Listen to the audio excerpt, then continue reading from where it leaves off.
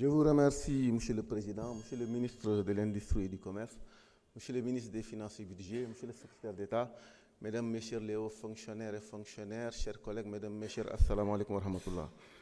Monsieur le ministre, je voudrais commencer par des mots d'encouragement par rapport au travail que vous êtes en train d'abattre à la tête de ce ministère et formuler des prières pour vous et pour vos équipes. Je veux saluer en particulier mes frères DG de la région de Tambacounda, le DG de l'ADPME et le DG de la CENIC.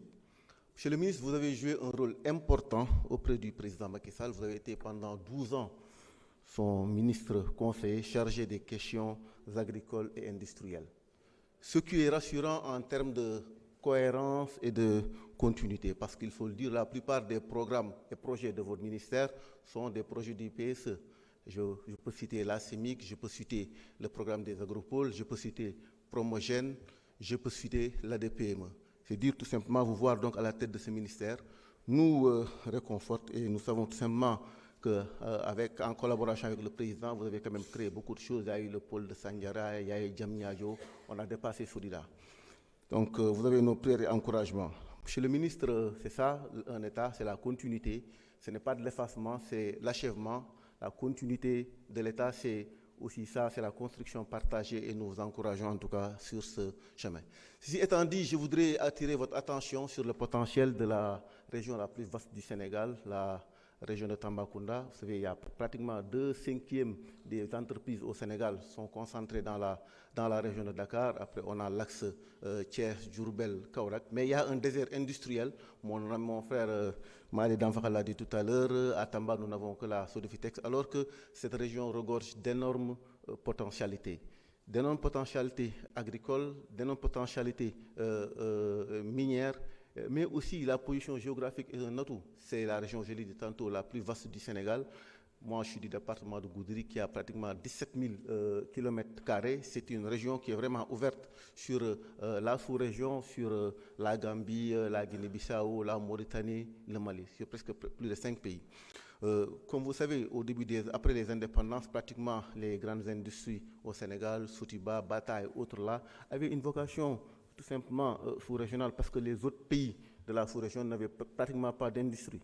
Donc ce qui est important, c'est l'ouverture maintenant au marché sous-régional et ça, je pense que la région de Tambacounda peut jouer un rôle stratégique en tout cas en ce sens-là. C'est pour ça qu'il est urgent de réaliser le port sec de Tambacounda et bien sûr le chemin de fer en collaboration bien sûr avec le ministère des Infrastructures, Monsieur le ministre des Finances est là, la réalisation de l'axe Dakar, Tamba, Kidira et jusqu'au Mali. Aussi, il y a quelques années, j'avais soumis un projet de maïserie dans le département de Goudiri, qui est le département le plus vaste du Sénégal. Je l'ai dit tantôt, 17 000 km², qui est un département à vocation agro-silvo-pastorale. Je vous transmettrai, Inch'Allah, dans les prochains jours.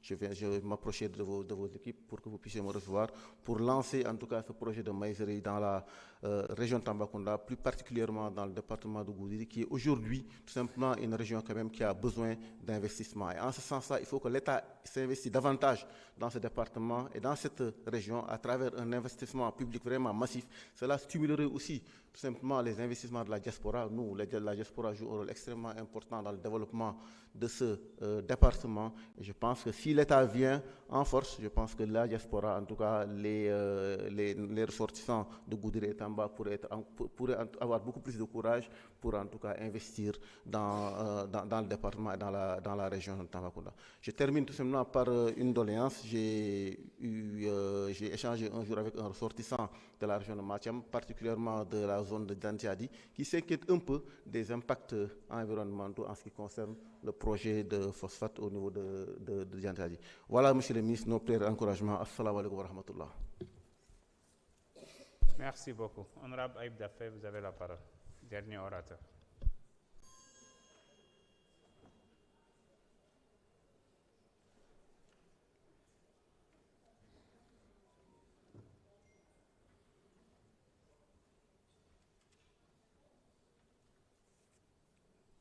Merci, Monsieur le Président de l'Assemblée nationale, Monsieur le ministre de l'Industrie et du Commerce, Monsieur le ministre des Finances et du Budget, Monsieur le secrétaire d'État chargé du développement des petites et moyennes entreprises et des petites et moyennes industries, messieurs et mesdames et messieurs les collaborateurs des ministres, maa ngi leen di nuyu.